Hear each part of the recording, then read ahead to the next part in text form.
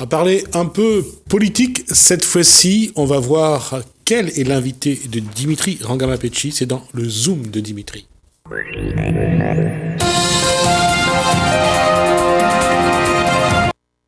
Bonsoir Dimitri Rangamapetchi. Bonsoir Jasmine. Alors, quel est votre invité? D'abord, comment vous allez Écoutez, moi ça va bien et vous-même? Ça va, merci. Alors, quel est votre invité? Alors, tout d'abord, bonsoir à tous. Bienvenue dans cette nouvelle rubrique, le Zoom de Dimitri.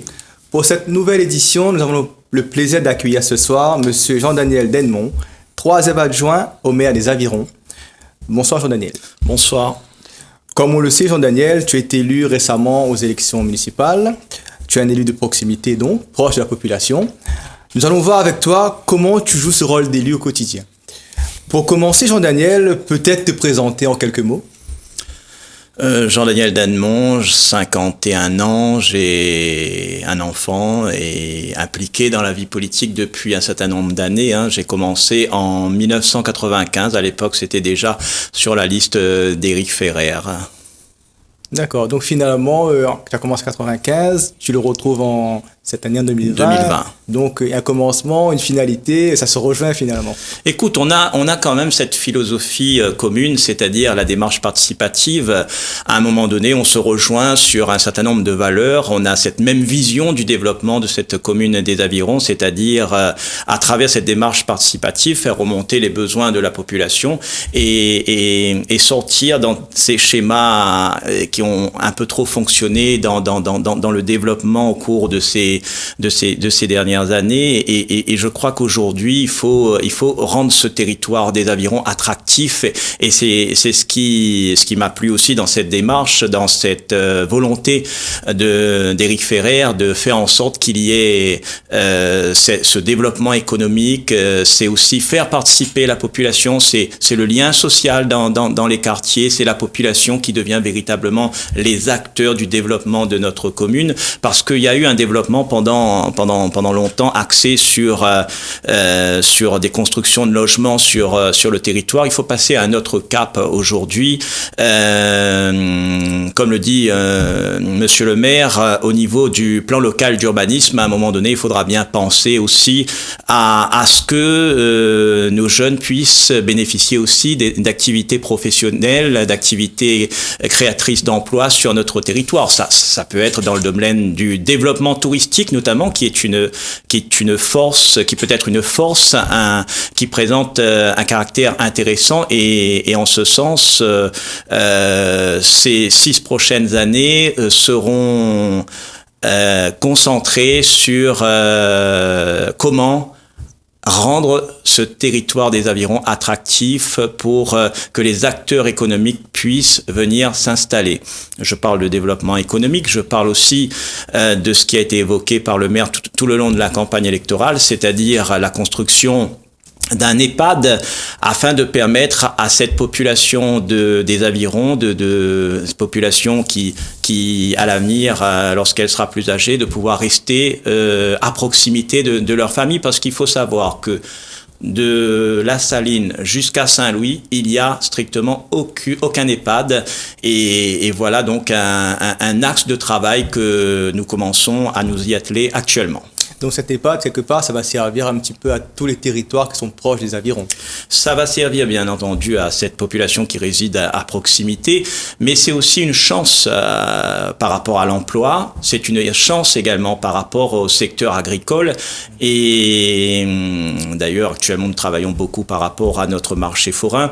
Notre élu dans le secteur agricole, lui aussi, s'attache à faire en sorte, à fédérer les acteurs agricoles de notre commune pour que ce secteur puisse véritablement être opérationnel. Il l'est déjà, mais lorsqu'il y aura des actions en ce sens, de pouvoir répondre aux attentes.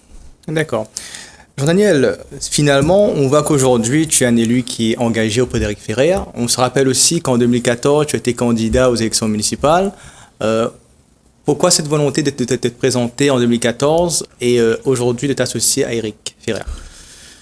Écoute, j'ai fait partie de l'équipe de Michel Dennemont jusqu'en 2011. Il était tout à fait logique pour moi d'être candidat puisque je m'y opposais sur un certain nombre de points et donc je me suis positionné pour faire en sorte qu'il y ait sur cette ville plus de dynamisme, que ce soit dans le domaine de l'animation, que ce soit dans le domaine déjà du développement économique, de la solidarité envers les personnes qui rencontrent des difficultés sur le territoire. Voilà donc cette volonté qui a été portée en 2014.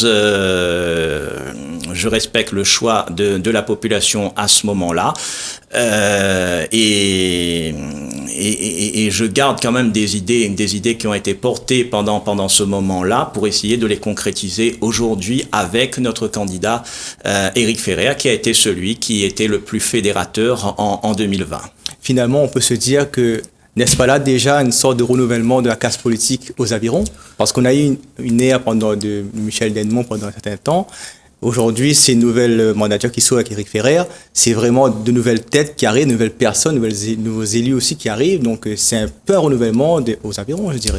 Bien sûr, on peut dire que c'est un renouvellement. Il y a certains qui ont déjà une certaine expérience, mais prendre du recul et revenir après, ça présente quand même un caractère intéressant. Et je vois aujourd'hui un certain nombre de choses qu'on n'a pas pu concrétiser par le passé. On est peut-être aujourd'hui, il y a une plus grande maturité à différents niveaux, que ce soit à notre niveau politique, au niveau de la population, pour rendre beaucoup plus crédible un certain nombre d'actions qui peut-être ne recueillaient pas suffisamment l'adhésion des gens à un moment donné. Et il y a eu ce travail participatif de notre candidat Éric Ferrer. D'ailleurs, son projet, il est bien décrit. C'est un projet qui est participatif, c'est-à-dire qui recueille l'adhésion de la population pour le porter et le rendre aujourd'hui réalisable pour la commune des Avirons. Et d'ailleurs, dans ce projet que vous voulez mettre en place pour les 6 prochaines années, quelles sont tes délégations à la mairie des Avirons? Dans quel domaine tu es amené à travailler au quotidien avec la population? Mon domaine de compétence, c'est l'action sociale, bien entendu. À cela, il y a aussi le temps libre, c'est-à-dire tout ce qui concerne la jeunesse sur le territoire de la commune des Avirons. Donc, il y a un certain nombre de chantiers à réaliser.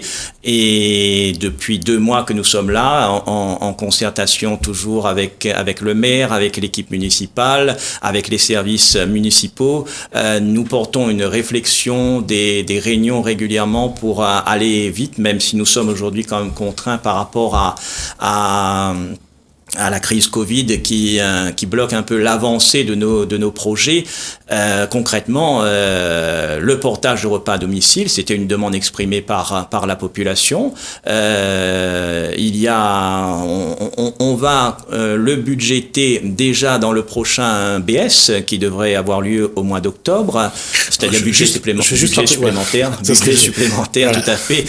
C'est vrai que pour nous c'est habituel, mais pour le citoyen c'est important de savoir bien sûr, c'est-à-dire ce rajout supplémentaire pour terminer cette année. Voilà donc c'est important déjà d'acter notre volonté de marquer cette possibilité de concrétiser pour les personnes âgées, pour les personnes handicapées et les personnes qui se retrouvent du jour au lendemain avec des difficultés de santé qui pourraient bénéficier de ce dispositif portage de repas à domicile. On a la chance d'avoir une cuisine centrale qui est très bien organisée, qui d'ailleurs Juliana Mdooma, la mère de Saint-Louis, citait en exemple cette cuisine centrale qui va nous accompagner dans cette démarche pour réaliser ce projet en concertation avec le Centre communal d'action sociale des Avirons.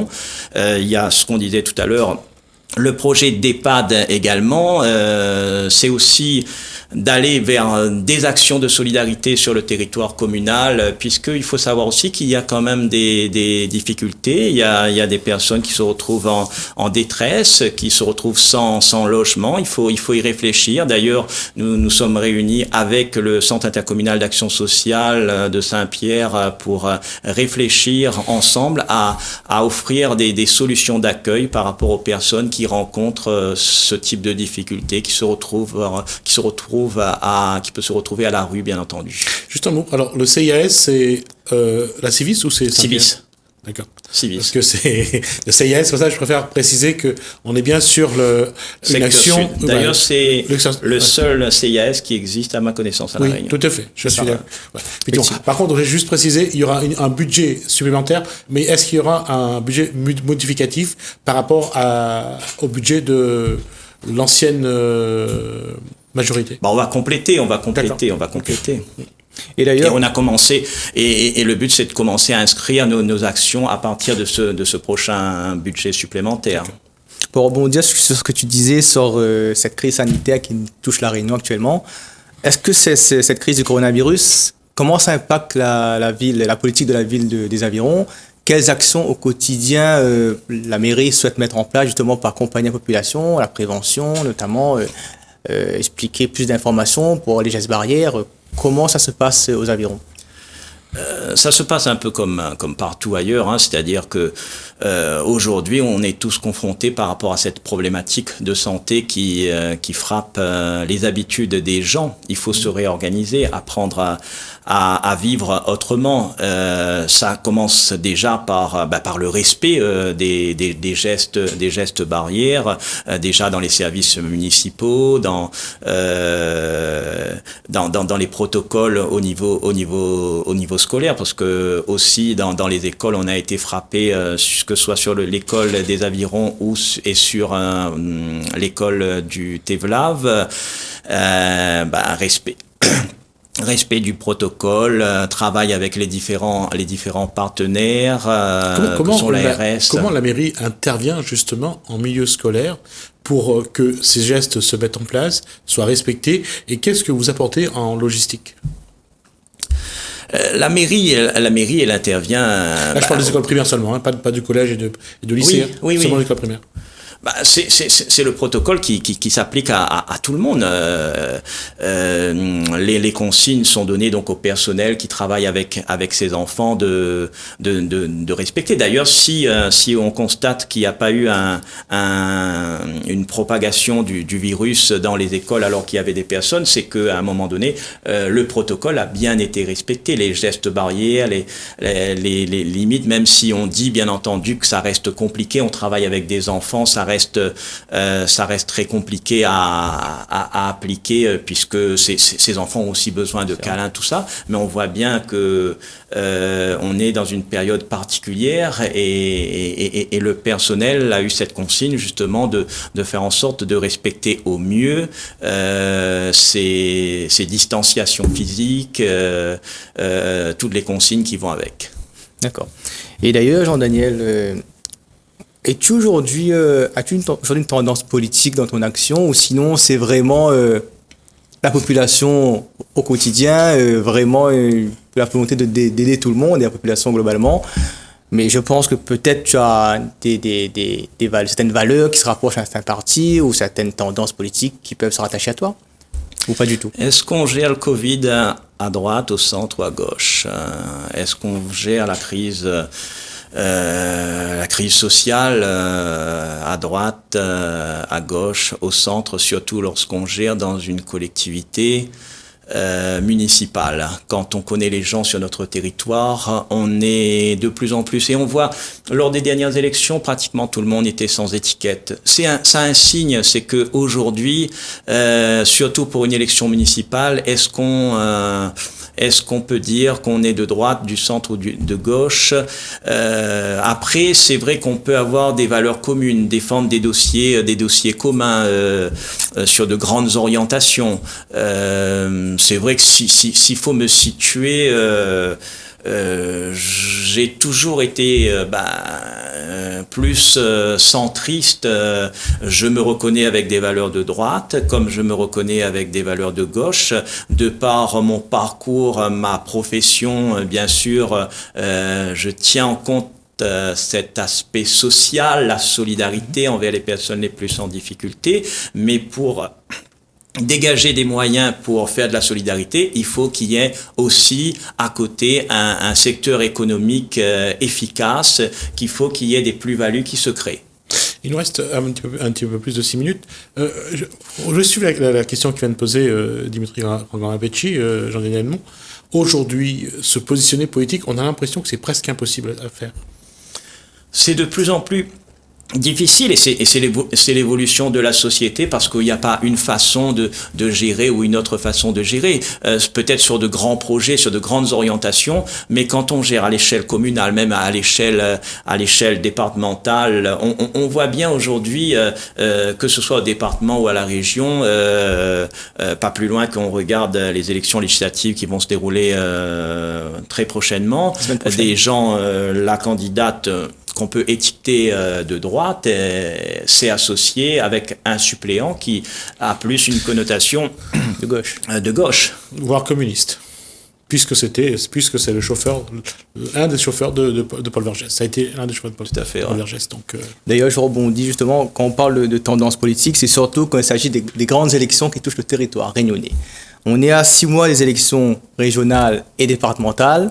J'ai envie de te dire, Jean-Daniel, est-ce que les tractations ont déjà commencé pour ces élections ? On est à fond dans nos projets, on est régulièrement en train de faire en sorte pour faire avancer les différents points qu'on a pu citer tout à l'heure. J'ai parlé de mon champ de compétences, mais c'est la même chose pour le maire, c'est la même chose pour les différents élus qui composent notre majorité. Les adjoints sont à fond dans leurs projets. C'est vrai qu'on a très peu parlé d'élections départementales, mais il y a une réalité aujourd'hui. Dans ce canton, Éric Ferrer, c'est clair, a une légitimité. C'est l'homme fort de ce canton. Il a gagné cette élection avec plus de 1000 voix d'avance, ce qui n'est pas rien aujourd'hui dans une campagne qui n'a pas toujours été facile. Effectivement, on va dire que déjà c'est un nouvel élu qui a été élu face à un ancien maire soutenu par une candidate qui a vaincu une candidate soutenue par l'ancien maire. Donc ça veut dire vraiment la population voulait vraiment ce changement, et comme tu l'as dit, gagner avec un résultat assez confortable, ça peut donner une certaine légitimité pour les prochaines élections à venir. Tout à fait. Et d'ailleurs, à l'heure d'aujourd'hui, certains, prenons le cas de Saint-Paul notamment, l'élection législative partielle, certains voient cette élection comme un tremplin pour les prochaines élections départementales, voire régionales. On va dire que c'est un peu loin des avirons, ça ne concerne pas vraiment l'Ouest en général, c'est plutôt ciblé à Saint-Paul. Quel regard tu as, toi, par rapport à ton positionnement d'élu, à tendance centriste droite, sur cette élection partielle qui va avoir lieu à Saint-Paul ? Par rapport aux législatives, celle qui va avoir lieu la semaine prochaine. Celle qui va avoir lieu.